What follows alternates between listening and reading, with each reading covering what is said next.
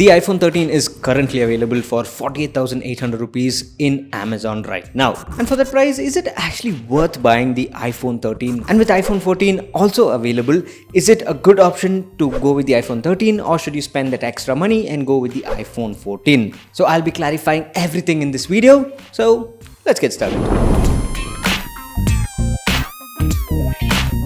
Before we start this video, let me just tell you one thing. This is not a review or not a long-term review. Rather, this is me talking about if you should buy the iPhone 13 or not. And another side note, the B-roll shots are not of the iPhone 13, but rather of the iPhone 13 mini, because the iPhone 13 which I wanted to shoot currently is not with me. So I'm just using the iPhone 13 mini to represent it. So basically the same phone, but smaller size, smaller battery, but rest are the same. Now, before I jump into the main part of the video, let me just talk about the positives and negatives that is applicable for the iPhone 13 in 2024. So let's start off with the positives. And the first thing is that the iPhone 13 has really great performance. The A15 Bionic chip is definitely an amazing chip, and even after 2.5 years, it is still an amazing performer. So the hardware and software optimization actually works really well. I haven't faced any issues till now using my iPhone 13 mini, and even my friends who own an iPhone 13, the bigger one that we are talking about right now, they haven't faced any issues in terms of performance till now. No lag, no stuttery animations, nothing like that. So if you're concerned about the performance, you will not be disappointed because it is amazing. Next, the cameras on the iPhone 13 are really good. Both might be 12 megapixel cameras, but the image output, the video output is still on point with this smartphone. You can be very confident in taking any shot with this or taking any videos, and the final output is definitely going to be natural, lifelike, and very good, especially the videos. You know, if you want crisp videos, if you want to suddenly take your smartphone and you just want to shoot something, you can just close your eyes, take your smartphone and just start shooting, because that is how good the video is. Now, even when you talk about the front facing camera, even though it is not like super high resolution, the images are good. So overall, this here is an amazing camera system too. Next up, we have a really nice display here.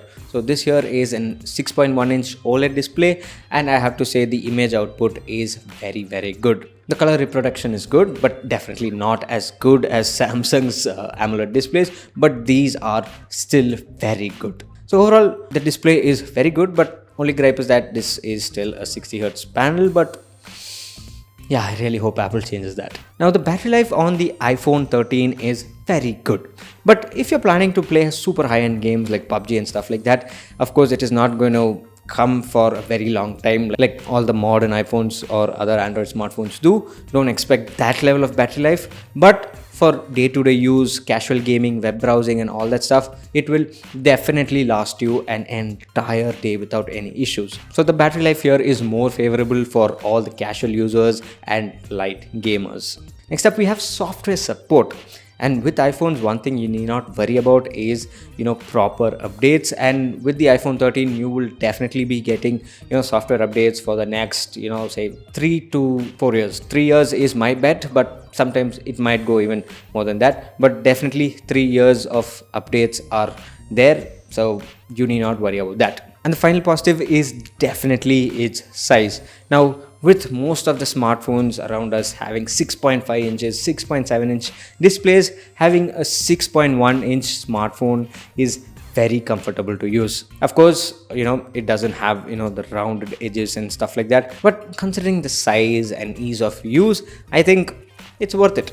And with that said, let's move on to some of the negatives it has. Now, with the iPhone 15 and all other Apple devices getting USB-C, you will still be stuck with Lightning port. So one extra cable to carry with you. If you're okay with that, then this should not be a problem. And second, as I mentioned before, this has only a 60 Hz display. Now, even smartphones from Android for around say 15-20,000 have 120 Hz panels, but Apple right now is kind of being very stubborn. I think that should change. If they change it with the iPhone 16, then good, but as of now, the 60 Hz panel is good. Don't get me wrong, it is good. The animations help a lot with conveying its smoothness, but really wish it was a 90 Hz display. So yeah, and finally, it doesn't have the modern looks. With the iPhone 15, Apple unified the look of their iPhones. It has dynamic island, it has thinner bezels, so it looks more modern. You will still be stuck with a kind of outdated look with the iPhone 13, but if that is not a problem and all you want is a good smartphone, then it should not bother you. And now, with all the positives and negatives mentioned, let's talk about the most important thing. Should you buy the iPhone 13 for 48,000 rupees? And the answer to that is a huge yes. Now you might ask, there's the iPhone 14. So two things. The iPhone 13 is just the iPhone 13 with few upgrades here and there.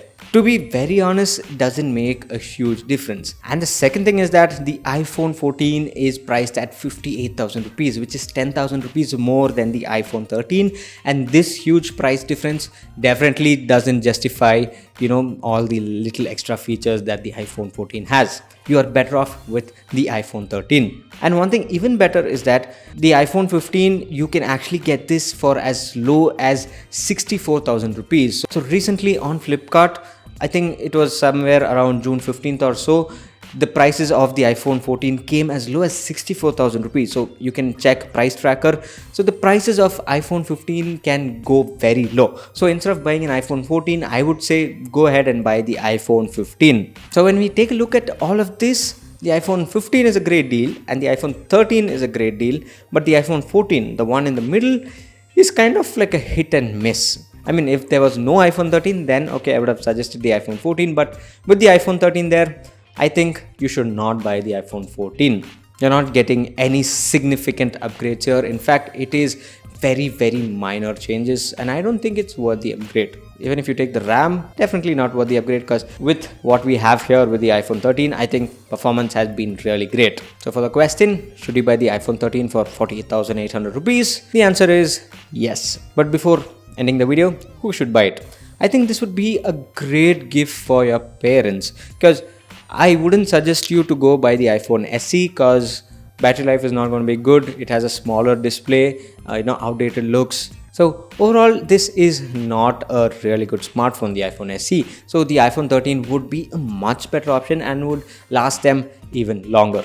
And the second group of people will be for those who are getting into the iPhone world for the very first time. So instead of spending a huge amount of money, you could actually save some money and still get a very modern iPhone that will last you for like 2-3 years, and later on you could upgrade. So I think even for them, this here is an amazing option. So for 48,800 rupees, will you buy the iPhone 13? Let me know in the comments below. So thanks for watching, and this here is Suman signing off once again. Catch you later.